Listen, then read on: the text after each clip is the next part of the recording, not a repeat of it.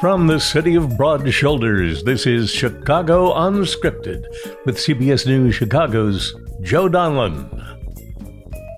All right, we have a lot to get to, so we're going to just jump in on this episode with former Chicago Mayor Lori Lightfoot and former, what do we call you, Pat? Former knucklehead? What's the title? You can just, former grade school athlete. Former Super Bowl MVP. Yeah. Former member of the Republican National Committee, former Illinois Republican Party chairman. That was back in the Goldwater days, wasn't it? Yeah, me and Barry were mates. Yeah. All right, we're going to get to the Illinois primary. That's why I wanted to have you both back on. And I've got, like I said, a lot on the docket here today. But let's start with Iran. Mayor, stated objectives lead to success. And I'm not sure we've been really given a clear picture by the administration of what the stated objective is here. There's been 5 or 6 of them. And the most recent one was a nuclear attack was imminent. So if E is all of the above, pick one. You know, I don't really think there's any stated objective. I think Benjamin Netanyahu went to the White House a couple weeks before the first attack. From what I've read, he's tried over successive presidents to get the U.S. To join him in his foolhardy campaign of bombing Iran. And you got 2 presidents who said, absolutely not doing that. But he found one crazy enough to say, sure, why not? And I think has been surprised as President Trump that the Iranian government hasn't totally capitulated at the experience of overwhelming American firepower. It is dangerous. It's a mistake. And they've got to figure out an off-ramp that doesn't result in more loss of American life, doesn't drive oil prices to unseen heights, and works towards actually stabilizing an important area of the world, namely the Middle East. Well, that sets us up well. But Pat, before we move on, the last time we were all together on this podcast, we had just obliterated, in the president's words, Iran's nuclear facilities last summer. I went back, and at the time you said, quote, for Trump, this is very risky. The last thing the MAGA base wants is the United States involved in another Middle East war or any war.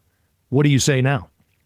Same thing, but he didn't seem to care. He seems much more emboldened in this term than he did last term to keeping that base together. MAGA doesn't like it, but the reality is politically, it really hasn't hurt his poll numbers. There was an NBC poll of the weekend, had him at 44%, which is actually a little higher than he's been over the last several months. But it is politically risky, but I don't think the politics necessarily kick in, or at least it's showing up in the polls for a month or 2 or maybe 3 when you have over $3 gas prices for per gallon gas prices for 3 months, when you get inflation, when you get some of the effects of the war on our economy. But that takes quite a while to hit. It's not a popular war. 6 in 10 are against it. But it's insofar as MAGA's base, his base, which is about 40% of the country, arguably 30 to 40%, I mean, it hasn't hurt him yet. Well, if there were an objective that it seems to me the whole world could have gotten behind, it is regime change. And maybe the humanitarian effort was a little late. And I think a global coalition probably could have been assembled when they were literally mowing down thousands, if not tens of thousands of their own people in the street. But if there's something maybe that the whole world could have gotten on board with, that's the objective. It's time to end this regime and free the Iranian people. Why isn't that the obviously stated objective, Mayor? Because who are we to say that to anybody in the world? And particularly under this administration, you saw what happened in Venezuela. You see the threats that he's making to other leaders in our hemisphere to go in and literally kill not only the supreme leader, but many people in leadership. That doesn't help America shine as a beacon of democracy. And then you got to add on to that the president saying, I should have a say in who the next leader is for the Iranian people. I mean, that's just absolute craziness. This is a foreign policy, and that's being generous in describing it. But it's a foreign policy driven by the ego and the narcissism of one person. He is not looking out for what is in the best interest of the United States. If there is a residual benefit to our country, it's by accident. It is not by design. And that is a thing that I think is so worrisome, not only for us as Americans, but look at our allies across the world, particularly the Europeans, who are beside themselves, whether it's UK, whether it's France, whether it's Germany. No one's lining up to be part of this coalition because the mission is so wrongheaded, and he did not take the time on the front end to explain to the American people, to explain to the Congress, and certainly to explain to our allies why this was a necessary and righteous step. And that ultimately, Pat's right, it's not necessarily going to show up in the polling with the MAGA base, but I think people have been speaking loudly and clearly since the first bombs dropped. So you're opposed to it in general, Mayor. I mean, you've got the Iranian diaspora all in. Bomb our country, people are dancing in the streets, and obviously there are still millions who support the regime. But I think it's much more nuanced than that, Joe. I have a woman who worked for me who is a native-born Iranian. Her parents are still there. I think she reflects what I think it's really the true sentiment of Iranian expats, which is this bittersweet. Obviously, the Ayatollah, horrible guy, did horrible things to his people, didn't care anything about anybody's rights, just wanted to crush all dissent brutally, and that's exactly what happened. But now there's this uncertain future, and people are losing their lives who may not have supported the Iranian regime, as we know from the bombing of the school where a huge number of Iranian girls were killed. Our bombs are not precise. They don't have specific people's names on it. And I think as this goes on and on, we're going to see that division and that tension build because, yes, the Ayatollah is gone, but long live the next Ayatollah, his son. Well, that's what's already happened. Yeah. So what's the point of doing all this, Pat, if we have now oil over $100 a barrel and, an 86-year-old radical cleric who has been replaced by his even more radical son? That part of it seems like if we're going to state an objective, should have been the one that would change in the end. But it doesn't appear, at least now, like it will. No, and to say the one thing on getting rid of it, everybody in the region hates Iran. I mean, all those countries around them hate them. They're the state sponsor of terror. They want to go after us. It's good to maybe get regime change. I'm not arguing whether we should be doing it or not, but let's face it, the guys that are running our foreign policy now at the highest level, you've got Witkoff, Jared Kushner, and Donald Trump. I don't think any of them are capable of thinking strategically or measuring the consequences of what happened here. I think the whole thing is stupid.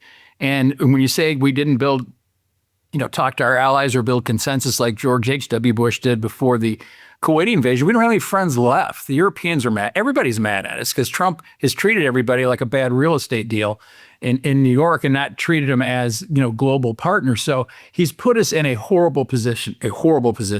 But just to argue the other side, Pat, don't you think the whole world sees what's going on there? I mean, the world, it's been the elephant in the room for the world for years now. They're take them out?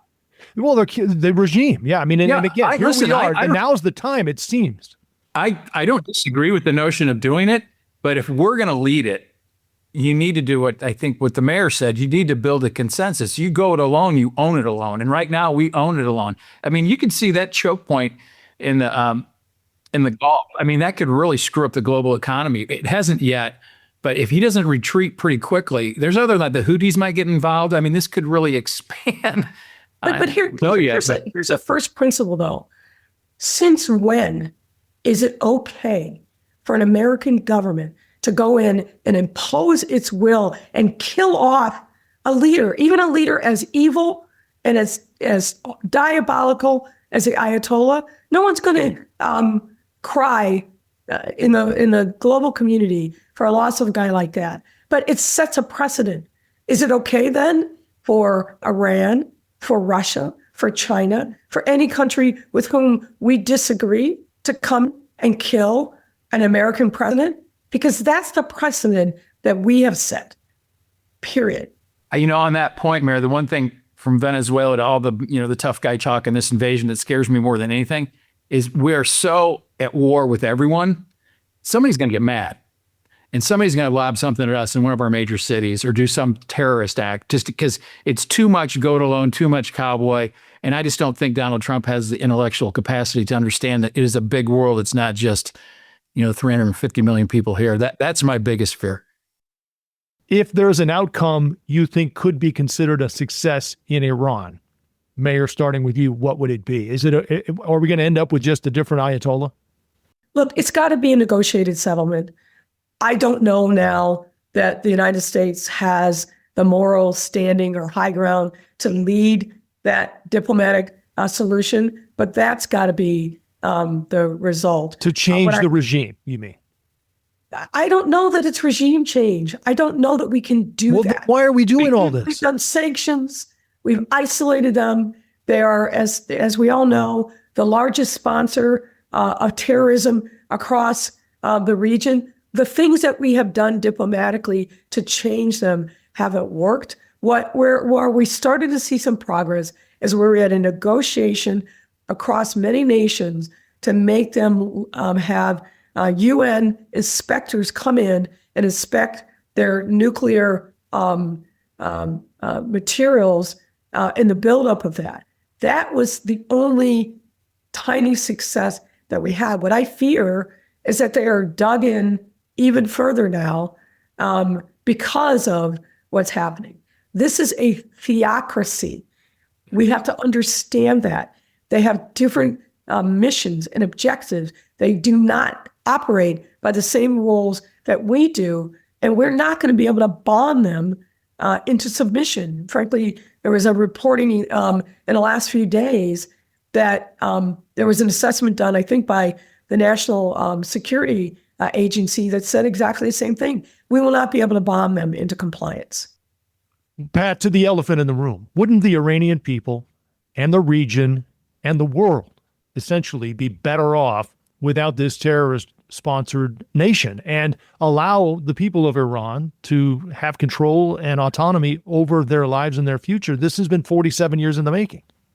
Yeah, of course it would be. And they're a highly educated workforce. Yeah. Natural resources, a great country. I mean, they basically, they're Persian, right? They invented math, right? There's a good group that we'd love to have them in the world economy. But, I remember well my freshman year in college when the theocracy took over. And theocracy, you're fighting an ideology. And it's tough. You can't bomb an ideology out of a country. So I don't know what we do, but I do think, what's probably going to happen? I think Trump one day just says, I'm going home. We don't have boots on the ground. We just get the two carriers out of there and just leave the mess where it is. I wouldn't be surprised if we did that at all. When he'll claim victory, he'll say something, he'll make up something. He lies about everything and he'll just leave. When I first started seeing the bombing going that Saturday morning, my alarm started going off my phone. I'm like, he's only doing this because he wants to build hotels in Gaza. There's no reason for this at this time. Pat, how damaging is this for MAGA and Trump? I mean, the fractures now are front and center, and this sort of segues into the next topic I wanted to talk about. But starting with the Epstein files and now this, it's been interesting to see where factions are lining up. I mean, MAGA is totally opposed. Republicans, I would say, are on board. Democrats also sort of on board, although they just don't like the way Trump did it. Well, I think the MAGA coalition is crumbling somewhat. It's not gone, but this war and some of the other things the president has done against the base, you see people like Marjorie Taylor Greene out there screaming about that he's not MAGA or he's not doing what he said he was going to do. But Trump doesn't care. He doesn't care. He's basically, if they lose the House and the Senate, potentially the Senate in November, he knows he's done. So the MAGA base is less relevant to me than what the future is going to bring. And it can the MAGA whatever you want to call it, movement survive Trump? I mean, will J.D. Vance pick up the mantle? Where will Marco Rubio be? But there's certainly cracks in it, but I don't think Trump cares about any of this. All he's doing is he knows he doesn't have to run again. He doesn't care about anybody else in the party. He doesn't care about the Senate. He just wants to do what he wants to do. And there's no stopping him unless there's a change in November. Do you think Trump did this, Mayor, to distract from the Epstein files? I mean, obviously it's a interesting confluence of circumstances. And it has driven the Epstein files off the above the fold view in the media. It hasn't gone away. I don't think it's gone away. We still have members of Congress going in and viewing the files, and they're doing it in such a strange and creepy way, keeping track What of happened to our Justice Department, Mayor? I mean, keeping track of every document that they've looked at. They're under surveillance. I mean, it's the whole thing is just utterly bizarre. So I think, Pat and I both have a long abiding respect for a normal Department of Justice, having served each of us in it. But I think that that's the cards that's going to come tumbling down. Look, I think the point is the chaos. We know that from day one of this new administration a year ago. But people are fatigued. But they're fatigued and they're not tuning out. They're fatigued and they're getting frustrated and angry because he hasn't made good on a single campaign promise. He just hasn't. Prices are not lower. More people are not employed. And I think that is the through line through all of the atmospherics and the craziness is people need economic security. And he perpetually does things, whether it's terrorists, whether it's invasion, whether it's now in Iran, that creates instability in people's economic lives. And for that, I think the Republicans will pay a big price. It has been overwhelming, Pat. I mean, millions of these documents have been dumped, and now we have reports that, there was a woman who accused the president and Epstein decades earlier, and it's been released now. But look, I'm not sure, A, anything at this point in those files is going to even stick to him, or B, bring him down, certainly. Yeah, probably not. But I do think there's a great opportunity for the Democrats here on the narrative. Mayor, I'm interested to see what you think, that the elites that are getting protected versus the regular guy, that's where the MAGA movement kind of appealed to a group that the Democrats frankly lost, was the more of the middle income people, the people that feel that the system's not working for them. This, to me, if they spin this Epstein thing right, it's not about getting Trump. Forget about Trump. He's done. It's about, hey, this is how the elite world operates. He was part of it. So are X, Y, and Z. This is why you should come back. We will never let this happen as Democrats. I think there's a great opportunity for that narrative, which the Democrats terribly need to win back those people they lost to MAGA. I agree 100% with that. It is clearly another example of us versus them. How these elite, very rich, mostly white men were able to move in this world seemingly unseen and still without any measure of accountability. Right. Cover up. Yeah, Hillary Clinton, I think, got it right. It's like, you call me to testify. I literally had never had contact with the man before. Why isn't this oversight committee, and it's a bigger question for the DOJ, going after the people that are in the files who absolutely abused young girls? Why isn't there a grand jury investigation on that? And yet we know there isn't one. There's not going to be one. When Wexler testified remotely from his Epstein-fueled mansion in Ohio, not a single Republican logged in to watch his testimony. That guy is a monster. No ifs, ands, or buts about it. Should have been prosecuted, probably still can be on some charges that the statute of limitation hasn't run. But I think, Pat, you're right. Driving home that he only cares about, and the Republicans are willing to protect people at the highest income bracket from any harm and what's happening to you every single day. Well, again, though, there are splits, and look at Thomas Massie. He's been like a bulldog on a pork chop with these Epstein files, and it's potentially going to cost him. And yet we're seeing, another like Crenshaw, Pat, you brought up last week, lost. Marjorie is now traitor green. I just don't know what to make of where this is all headed. I just don't think we know. There are some tiny fissures that have opened up on discrete issues. The Epstein files certainly being one of them. But we have not seen from anyone who wants to stay an elected official who's a Republican say the emperor has no clothes. The people who are the boldest are the people that have left politics or are leaving politics or don't, like Massey. Massey and Tillis. Yep. Never would I imagine saying God bless Massey, but what are the consequences for speaking up against the emperor, right? He supports loudly, vociferously, an opponent against you. Senator Tillis has been probably one of the loudest voices, but he decided to leave. Mayor, is it hyperbole to think that some of the talk from the president of federalizing elections, any of this materializes in the fall for us? I mean, heck, in the primary for us, but in the fall for everyone. Well, I don't think it's going to have any bearing whatsoever on this election cycle, because if these various initiatives were passed by both chambers and he signed them into law, they're going to be instantaneously challenged in court. And well, it's the not SAVE Act, certainly, yeah. Yeah, it's not going to be a quick process. So the reality of this impacting this election cycle, probably slim to none, would be my guess. On the federal, it's in the Constitution, Mr. President. These are state affairs. You can do tariffs and lose it 10 months later. I think this would be in the Supreme Court in a couple months, and he's going to lose.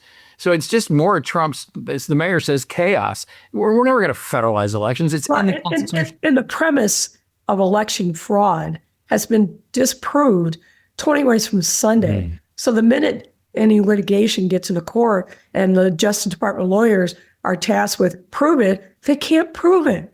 And you're increasingly seeing these Justice Department lawyers, government lawyers, bending themselves into pretzels, trying to demonstrate that there's a legal or factual basis for any of the things that they're being pushed to do, and they can't do it. And frankly, they're putting themselves in harm's way. I think we're going to see an uptick of Bar Association complaints against these DOJ lawyers who are going into court and pushing positions that are ethically unsound. Think about the time and the energy and the resources that have been wasted on this election denialism. And you could certainly make the case that this has been more damaging. But it's denial, retaliation against people who have called this what it is, which is a whole lot of hoax and nonsense. Right. I mean, Georgia recounted 3 times, once by hand. I mean, they sent their own people into Arizona. What were they, the cyber ninjas or whatever? And I think in the end, Trump's people. Yeah, they found a couple more votes for Biden, I think. But anyway, my point is that the president is saying move on from the Epstein files, but he has never been able to move on from what was clearly a clean loss in 2020. People still believe it was stolen. It's amazing. It has become part of his brand. Yeah. And looking at what is probably going to be significant Republican losses, certainly in the House, maybe in the Senate, losing control of the House, he is doing everything he can to keep that theme alive, keeping hope alive of, the stolen election. Bad pun on my part. But it is something that fuels his MAGA base. But I think there's total 2020 election fatigue. And so when he can't win outright, this is the kind of thing that he does. It's not going to work. All right, let's move to the Senate race here in Illinois. Dick Durbin retiring, and this has been a heavyweight fight on the Democratic side. Mayor, you've endorsed Robin Kelly, full disclosure here. It seems like an uphill fight for her. Where does this race end? Some of the polling has been kind of all over the place. I've seen some with Raja way up and others, even, I think it was a lieutenant governor poll, though, that had Stratton either even or even maybe up a little bit. Well, I think it's still unclear who's going to ultimately win, because in all the recent polling that I've seen, undecided is a winning candidate. Undecided is in the lead. So I think this is going to break late. What we're seeing is a pretty significant uptick in the number of people that have either voted early or sent back in their mail-in ballots. And I think the one theme that seemed to be breaking through is Juliana and Raja are now spending, and their surrogates are now spending a lot of money, a lot of time tearing each other apart calling each other liars, which is very unseemly in my view. Does that create an opening for Robin Kelly to kind of go up the middle? Her recent TV ad really leans into that theme. These guys are arguing about each other, but they're not talking about you. I think that has some appeal. Is it enough to carry the day? I think it's anybody's guess. You know, it's funny you lay that scenario out, Mayor. That's exactly what happened in the 2010 Republican governor race. Andy McKenna and I don't know who it was, Drona, were fighting with each other, and Bill Brady ended up winning it. Andy McKenna and Kirk Dillard, Bill Brady ended up winning it by 180 votes. I mean, he was nowhere. He was down 10 points going into the weekend, and he ended up being the nominee. Who knows, that could happen. Well, it's Raja, I think, he's number 2 in the country, I think, for money raised. I think it's approaching $30 million. It has stood out to me, too, how most of the commercials in this cycle have gone after people on where they're getting their money. Yeah, the thing is, on this race overall, this is kind of what I think. I don't have a horse in the race. That it's unfortunate that you have Robin Kelly, who's very good, and Juliana Strzok, who's very good, running against each other, because I think they chew up their same vote. And Raja's running just do okay in the city. His votes tend to be more suburban and downstate. And these two might end up chewing each other up. And I'm not discounting what the mayor just said, because I think that could very well happen too. But it just seems like the fundamentals of this race, the type of candidate he is, the money he's had to spend, the name ID he's been able to build statewide and in the suburbs might carry the day over what we see every day here in the Chicago media. Yeah, I think that is certainly a likely scenario, and put it that way. You know, I have personally always had a good relationship with Raja, but he'd be the first to tell you that his jurisdiction over any geography in Chicago is like one of the runways at O'Hare. But he shows up, and he's spent a lot of time and money cultivating a lot of elected officials and stakeholders. But I think it's fair to look at, where does the money come from? And you can't be, I'm with this, and then on the other hand, taking the opposite, money through the back door. And I think that's thematically what has happened is a lot of questionable people, whether it's the so-called MAGA people, whether it's the folks who have, put in a lot of money, supporting various facets of the ICE invasion of cities, whether it's the crypto guys, which you can't do it, but I would envision a world where we ban those people from even being able to donate because they're of such questionable ilk in the economy that they support. But I'm a kind of I'm a crypto skeptic, let's put it that way. Nobody gives millions of dollars to someone without expecting something in return. And I think, frankly, the same could be said of Juliana. Nobody gets $5 million to a candidate who struggled to raise money on her own without any expectation of what that investment is going to yield. That's always been the case, hasn't it, Pat? That's politics. Well, I'm in trouble with Raja, because you guys probably don't remember. One of those nights at the convention, I was with Leslie Hairston, and we snuck down into Raja's booth and split a bottle of wine. I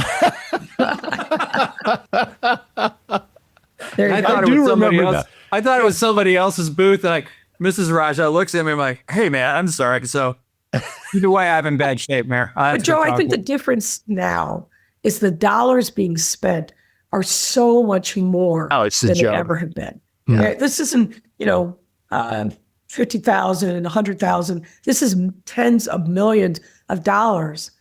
And the people that are making those donations see it as an investment, and that by accepting the money, stated or not, you are going to do their bidding when it comes to legislation.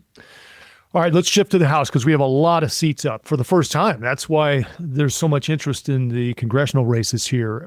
Pat, let's start with you. Which one or two? I mean, we've got District 2, District 7, District 8, District 9. Which one are you watching? I think 9's the most interesting, or at least, they're all interesting, actually. But 9 to me is interesting. This Dan Biss cat, I mispronounced her last name. Abigazela, yeah. That one seems to be, she's kind of vaulted into second place to Dan Biss, and it's just going to be really, really interesting to watch that go down. There's been a lot of fighting there about money, AIPAC money, who's getting money from whom. That's a big one. Obviously, I think 2 is interesting. 7's interesting, but 9 to me is the most. Mayor? Yeah, I mean, I think 9 is very interesting as well. And don't count out State Senator Laura Fine. There's no reliable polling in that race, so we're not going to know until votes are counted on election day. But that's interesting. I think the one in the western suburbs, Rogers' seat, is also interesting. We have Melissa Bean trying to make a comeback after many years being out in the private sector and having lost her seat to, I think it was Joe Walsh. Joe Walsh, yeah. So that race is very interesting, and she too has been tagged with, taking AIPAC affiliated money, and what does this really mean? And then we've got, I think, 7 of the 2 majority Black districts, 7 and 2. 7 to me is the most interesting, in part because we've got a guy, Jason Friedman, running, son of Al Friedman, who has spent his life in the private sector, no prior elected official experience, who's running to take a seat that has traditionally been a majority Black seat and has spent a lot of money trying to do that, and now has gone negative against Melissa Conyers Irving, who I think most people believe is probably the front runner in that seat. And again, in full disclosure, I've endorsed Melissa. I've endorsed Donna Miller in 2. I think Donna Miller's got a really good shot there. It's really going to be, did Jesse Jackson Jr. get a boost in light of all the news around Reverend Jackson's passing? So again, no reliable polling in any of these races. Yeah. And you've got 10, 15 people in each of them. Election night's going to be very interesting. 7 is just, it's crazy. There's so many people in it. You get a small percentage. It's a rugby scrum. Yeah. Well, then you got LaShawn Ford, who's got Danny Davis's endorsement, right? And then, Keena Collins won 46% of the vote in 22 and 19% in 24. So Richard Boykin's name's in there. There's a lot of names in there. That one I have no idea. Danny Davis' former chief of staff, Richard Boykin, but Danny Davis endorsed LaShawn Ford, and there's some PAC that's come out pretty forcefully with heavy negative hit spot against LaShawn Ford. Yeah, and Richard, remember, he took the dive when he was on the county commissioner, when he opposed the soda tax, and then Commissioner Preckwinkle, or President Preckwinkle, came after him. That was into him. Yeah. Speaking of Preckwinkle, this is going to be an interesting race as well. Brendan Riley. Trouble. What's that? I think she might be in trouble. You do. Do tell. Yeah. Let's hear that voice again. Yeah. I'm no fan of Brendan Riley, but for sure. And every time I see his ads about what I'm going to do, I'm thinking, you've been an elected official forever. Why haven't you done any of that in the city of Chicago? Why do you oppose every budget? But I digress. I think she might be in trouble. I think Brendan's got a lot of traction. He's clearly got a lot of money. He's getting endorsements from a very weird collection of people that would otherwise never be in the same breath or same room. And look, a woman's been Cook County Board President for forever. Some people believe that she's done a good job, but there's no doubt the thing that Brendan has tapped into, taxes for Cook County have gone through the roof. And that is, if he wins, that's I think a lesson learned for a lot of Democrats. You can run opposing high taxes. It's interesting, Mayor, if that comes to pass, that's a big change in the trajectory of the party. With a huge change. I agree. And let's be clear, Brendan Riley would be a Republican if he thought he could win in Cook County. That's really, I don't mean that even as a pejorative comment. We all should be. It's much more aligned with the ethos mission of the traditional. The traditional, yeah. It is interesting. He's not a MAGA. because one of the more effective commercials is tying Riley to Trump and the video of him standing next to him and the big Trump tower and all of that. If that is important to you as a voter, that might resonate. Well, and if that's the only thing you know, because he has, in one of the debates, disavowed that and said, I just showed up as the ribbon cutting guy at Trump, and that was pre-Trump coming down the escalators. So right. Who knows?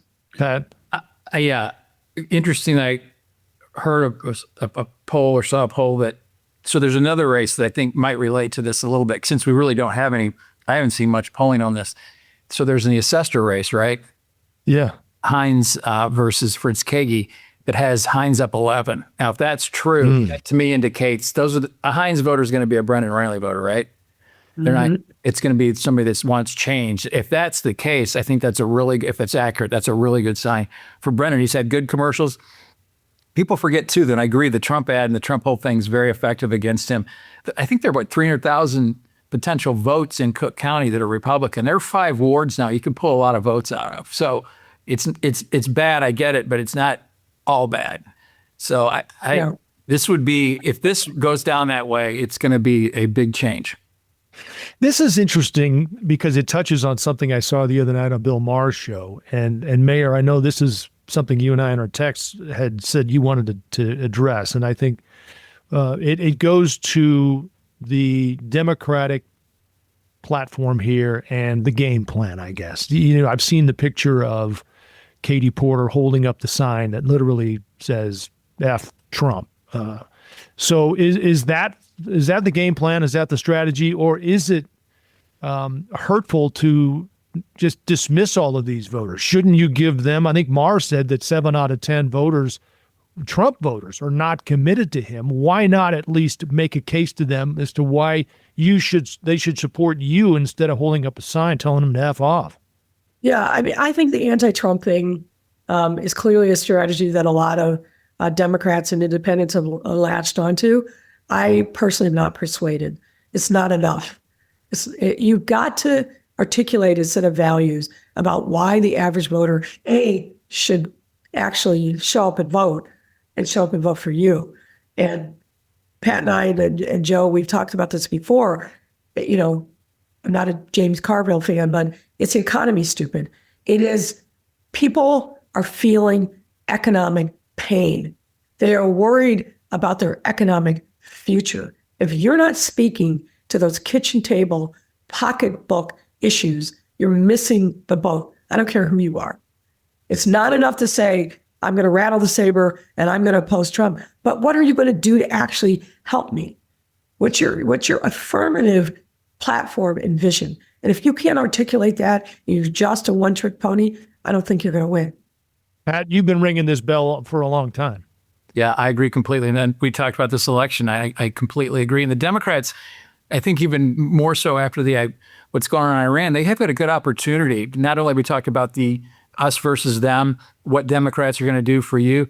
And a lot of people, I think, are feeling very insecure about the country as a whole, and not this very probably too nuanced argument about they're going to blow up the Constitution. It's like, we don't feel safe as a country anymore. There's too much chaos, too much. There's enough of this. The country, there was a poll I saw a couple of weeks ago, 71% of the country thinks things are out of control. That's an easy message for you on the other side. We're going to get to we're going to bring the adults back in the room, and we're going to handle this like it should be handled. All of those messages should be great for Democrats, but this F Trump stuff, first of all, the swearing, I know some consultants told everybody to do this because I've seen everybody swearing lately. It's not appealing. And secondly, the mayor said it well, election night, just said it well again here. You got to have something beyond that. But I don't know why the Democrats don't want to pick that up and run with it, but it's just easier to say, I hate Trump. And Joe, you mentioned Katie Porter. She's dead last in polling for the California governor's race. Not getting any traction. A couple other things I want to hit before I let you go. We are running up against the clock here, but and I don't know how much to make of this because clearly on Instagram you're going to see a lot of this. But Trump's health, and I think it's germane just because of what we went through with Biden and what we all saw on that debate stage. We couldn't unsee, but now we're seeing things with Trump, whether you support him or not, that are sort of concerning, I guess, from, the vein situation, his swollen ankles. He's got the bruising on his hands. Now he has some sort of rash on his neck. He's falling asleep in meetings. He seems to be slurring his words at times. Again, there was so much made about the refusal to admit some of these things with Biden, and yet I feel like sort of, Mayor, here we are again. I think here we are again, but you're right, Joe. I think very different treatment. I think the media is reporting on it, but there's not this constant, is he fit, is he fit, is he fit question that was the most important thing with Biden. And I don't disagree with that, but then equal time. We've got a president who also, I think, is sundowning, right? He's not lucid during the day. He's up all night. He's spewing all sorts of irrational things on his social media platform, and things that are very consequential to us, like the decision to bomb Iran. I think there's a very serious question about his fitness and his capabilities, and I don't think we're being told the truth.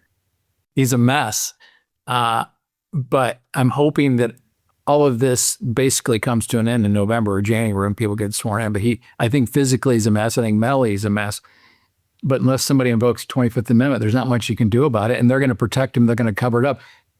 Just like they did with Biden. If you're reading the books, Biden was out of it and they covered it up. All those people should have been in big trouble for that. And I think had they actually done with Biden what they should have done with Biden, tell me he can't run and run a normal nomination process, they'd have a Democrat in the White House right now.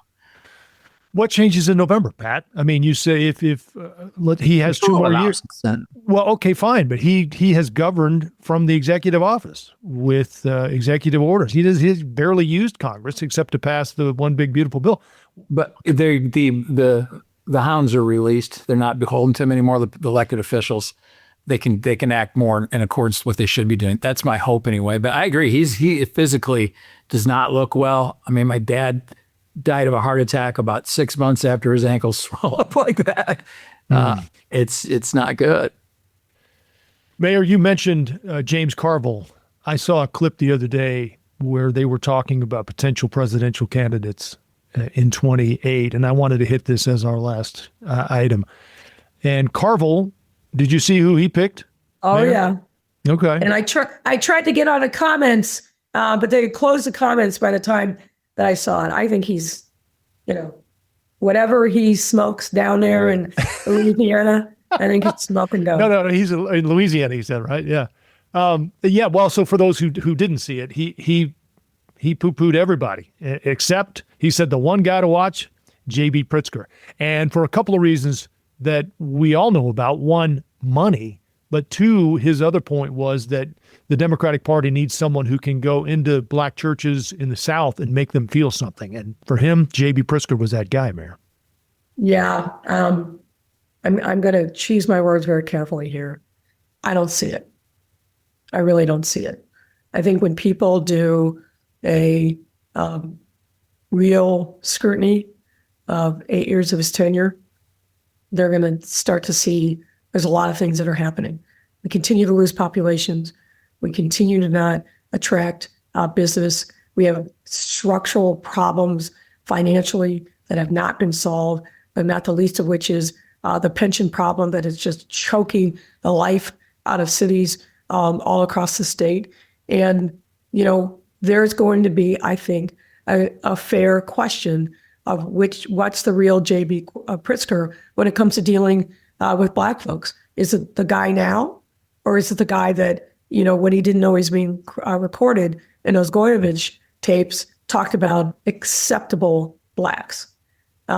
He has earned the ire of the Congressional Black Caucus. It's not going to easily forget how he is trying to pick the candidate that should be Senate nominee. There's a lot there, and with no respect to James Carville, because I think he's usually in recent years completely off the mark. I don't think somebody is going to let a heir to a fortune billionaire walk into a presidential nomination without a rigorous vetting of him. And I know on authority, there's a lot of folks in the kind of Washington political circle that have no love for JB Pritzker. Here's what I think. I think that he's got unlimited resources, point one. Point two, I think, aside from the issues, I agree with some of the structural issues with the state. I think he's underestimated as a political candidate, a campaigner. He's actually pretty good. I think he's got a pretty good campaign team around him. I think he's had successes in areas like green energy and Safety Act and some of the things that there's a lot of energy in the Democratic primary voter might like. So do I think he's going to be the nominee? I don't know. Probably not. It's going to be a tough field, but I wouldn't underestimate him, having been beaten by him badly 8 years ago when I was working for Bruce Rauner. But I do agree with the mayor. There are issues like you saw when Gavin Newsom debated Ron DeSantis a year or so ago. When you can talk in platitudes, but then when someone points out, well, this is what's going on in your state, that's pretty effective. If you had to guess, Mayor, who is the nominee in 28 for Democrats? I don't know that we know that person has emerged yet, right? There's really? I really think that. We can tick off the names that are likely to run, but I think it's a really good chance. We haven't seen enough. We haven't seen who the candidate and the nominee is going to be. A lot of people like Andy Beshear from Kentucky. Mm-hmm. I don't know enough about him to know one way or the other, but this won in a very red state that people seem to like a lot. And he talks a lot about, the kitchen table issues. Unfortunately, I think the time for a woman is not ripe, but there's a lot of really good women who I think are probably lining up and certainly giving consideration to being a candidate, like Governor Whitmer in Michigan. Mm-hmm. But I don't know that we know who that nominee is yet. I'm biased. I like Pete Buttigieg quite a bit. And I think it's clear that he's going to be a candidate, having turned down running for governor of Michigan, having turned down running for senator. But there could be somebody that catches lightning in a bottle, who meets the moment and the mood of the electorate at just the right time. I don't think we know who that person is yet. Pat? I agree. The two people that I like, I think might have, like the mayor saying, fire people up. I like Beshear and I like Mark Kelly, the senator from Arizona. But, the Democrats tend to get behind someone that excites them, a Bernie Sanders or whomever. I'm not sure. And I've watched Beshear a lot lately, and I like the fact that he's a red state governor. But, I'm not sure if he has that it factor to carry himself through a Democratic primary process. I don't know. I've Gretchen Whitmer, if you watch her speak, she's one of the best you can see. And so is Pete Buttigieg. He's remarkably talented. And smart. But let's be honest with him. I love the guy. Are we ready to throw all in for a gay male candidate with two kids and married? I don't think we're there yet as a country. I really well, he don't. Can remember he had 0% of the black vote in South Carolina, the primary, and he won essentially Iowa, as I recall, but it happened so late in the night he didn't really get the bounce from it. But here's the thing. Pete Buttigieg had the best job, in my opinion, of the Biden administration. As the Secretary of Transportation, he got to travel all over the country on a taxpayer dime and give out a lot of money. So he's a very different person with experiences than he was when he ran the first time. And I think the network of connections that he now has are vast. And he is so smart. He is so smart. The question is, are we ready to vote for a gay candidate for president as our nominee? I don't know if we're there yet. That is a great question. And I think he had one of the best lines at the DNC here in Chicago in 24, where he walked up and said, "I'm Pete Buttigieg. Maybe you've seen me on Fox News." I thought it was a great line. Pat, do we all agree then that the nominee is not Gavin Newsom? I don't know. I think that's a disaster for Democrats. Mayor, Joe and I were talking before we got on. Joe Donnellan reminds me of Gavin Newsom a little bit. That good-looking Hollywood look, don't you think? Oh, please. It's the hair, man. tall, photogenic. You know, He's Newsom the was Gavin at Newsom the, of Chicago. Yeah. Newsom was at Reverend Jackson's funeral and was working the crowd like nobody's business and got a couple call outs from people on the stage. There's no way it's going to be Gavin Newsom. I just don't believe that. He's the guy you give a wedgie to in high school. I don't want to hear that guy for 4 years. Well, look, I'm a big fan of the state of California, but it's just so complicated, so many problems that frankly no one could solve with 8 terms in office. And he's going to leave a state probably better than where he found it, but still a teeming mass of challenges that, you know, people are going to point out, not just the Democratic primary field, although I think that's going to be a lot. He's just got so much baggage. I just don't see him being able to prevail. Yeah. You know, and then back to JB, we've never elected as a Democrat in recent history a billionaire. How does that work with make the billionaires pay their fair share? Nobody's really looked at his taxes and all his holdings. I mean, again, I'm not saying he's not paying his fair share in taxes, but I think where the Democratic Party is and will be, which is making the high earners pay their fair share, I think they become a fraud if they end up saying, "Well, we're going to send a billionaire to solve that." Well, he's clearly running, Pat. I mean, he was at the Edmund Pettus anniversary over the weekend, and you're thinking, okay, he's definitely running, even though he hasn't said it out loud. Pritzker, I mean. All appearances, yeah. He's running. And we do have an election here in November. I mean, he'll have a Republican opponent, but that's another story. Yeah. All right. Listen, time's up. It's been an interesting hour. I appreciate the time as always. It's fun to have you guys on and talk about all this stuff. And we will see where the predictions land, and we will see what happens first on St. Patrick's Day. Pat, you're going to be you're not going to be in a bar on St. Patrick's Day. You're going to be analyzing the election. Who says you can't do both?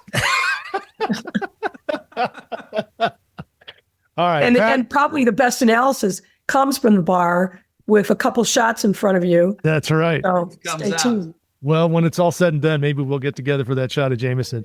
Mayor, again, thanks for the time. It's always good to have you. Good to see you. Good to see you. Take care. See ya. Take care. My thanks to Brian Griggs from Brian Griggs Productions as our audio engineer. I asked a few friends to help me out on the project. Chicago vibraphonist Thaddeus Tukes created the original theme music, and Bill Curtis lends his legendary voice to the introduction each episode. I'm Joe Donlin. I'll see you on CBS News Chicago. It's available everywhere on the CBS News app. And as always, I thank you for listening to Chicago Unscripted.